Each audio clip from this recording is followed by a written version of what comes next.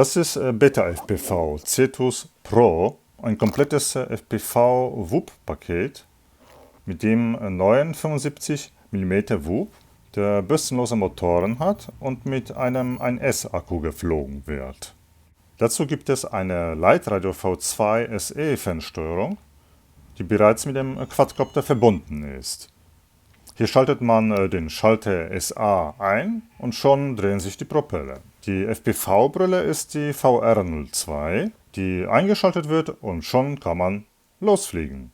Im Vergleich zu dem kleinen 65 mm Beta FPV Cetus Kit mit den langen Bürstenmotoren ist der neue 75 mm Cetus Pro deutlich stärker und lässt sich wunderbar draußen fliegen. Gerade wenn ein schönes Wetter ohne Wind ist, fliegt der Cetus Pro sehr gut. Mit dem 450 mAh 1S Akku erreiche ich draußen 3 Minuten 30 und in der Wohnung fliegt man über 4 Minuten lang. Die Kamera liefert draußen ein gutes Bild, solange die Sonne schön hell ist. Ich fliege hier in dem Profi-manuellen Modus. Und die Medium-Geschwindigkeit finde ich hier perfekt für das Freestyle-Fliegen. Eigentlich klappen alle Freestyle-Drehungen, außer man macht einen Sturzflug. Dann gerät der Quad kurz vor dem Boden außer Kontrolle, was aber ganz normal ist bei 1S leichtem WUP, der zu leicht ist und gegen die Windstörungen vom Propellerschutz ankämpfen muss. An windigen Plätzen, wie hier nah am Meer, ist es recht schwer, mit dem leichten WUP zu fliegen. Hier braucht man schon gute Flugerfahrung, um gegen den Wind anzukämpfen. Der Quad zittert dann wegen dem starken Wind, was man hier in dem Video erkennt. Trotzdem kann man hier mit dem Cetus Pro noch gut fliegen. Schön finde ich, dass man mit dem Cetus Pro überall fliegen kann, weil er leicht, klein und leise ist. Am Abend, beim wenig Licht, zeigt die FPV-Kamera die schattigen Bereiche zu dunkel dar. Man muss sich mehr beim Fliegen konzentrieren. Ich finde nur schade, dass die FPV-Brille keine Videoaufnahmefunktion hat. So habe ich hier alle Videos mit meiner Skyzone 04X FPV-Brille aufgenommen. Der Cetus Pro hat 3 Flugeinstellungen: Einsteiger N-Mode, fortgeschrittener S-Mode und das Profi-manuelle M-Mode. Außerdem können 3 Geschwindigkeiten Slow, Medium und Fast eingestellt werden. Für die allerersten Flugversuche hat man einen N-Flugmodus, bei dem ein Höhesensor den Quad auf einer festen Höhe hält. So kann man sich auf das Vorwärts- und Rückwärtsfliegen konzentrieren, ohne auf die Höhe zu achten.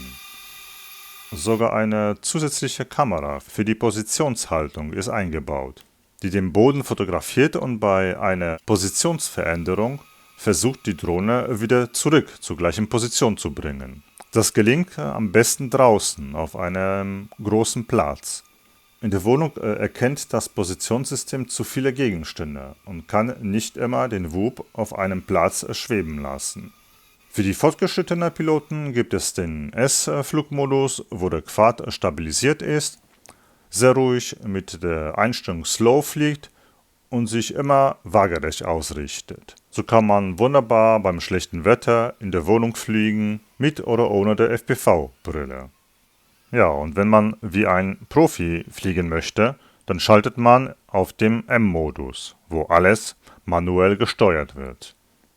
Also kann man im M-Modus Loopings fliegen wie die Profis mit der FPV-Brille.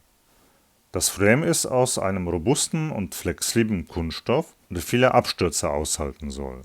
2 Akkus sind in dem Kit vorhanden, die mit dem USB-C-Adapter geladen werden. Hier benötigt man nur ein USB-Netzteil oder noch besser eine Powerbank für unterwegs. Ich würde mir direkt noch 4 Akkus für den Quad dazu kaufen, damit ich länger draußen fliegen kann. Schön, dass alles in einem Koffer eingepackt wird und man so immer alles dabei hat. Gerade die einfache Bedienung finde ich sehr gut an dem Cetus Pro Kit, wo alles sofort funktioniert, man nichts einstellen muss und man sich nur noch auf das Fliegen konzentriert. Ein Anfängerpilot kann hier Schritt für Schritt fliegen lernen, angefangen bei dem Endflugmodus bis hin zu dem manuellen Profi-M-Modus, mit dem sogar ich noch viel Spaß beim Fliegen habe. Außerdem kann man die Light Radar 2 SE Fernsteuerung am Flugsimulator am PC nutzen und sogar andere großen Quadcopter später fliegen, die einen kompatiblen FR-Sky Empfänger haben. Die VR02 FPV-Brille liefert ein gutes Bild und kann auch mit anderen FPV-Drohnen geflogen werden. Schade nur, dass man hier kein Video aufnehmen kann. Alles in einem ein gutes, gelungenes Einsteiger-FPV-Set. Viel Spaß beim Fliegen!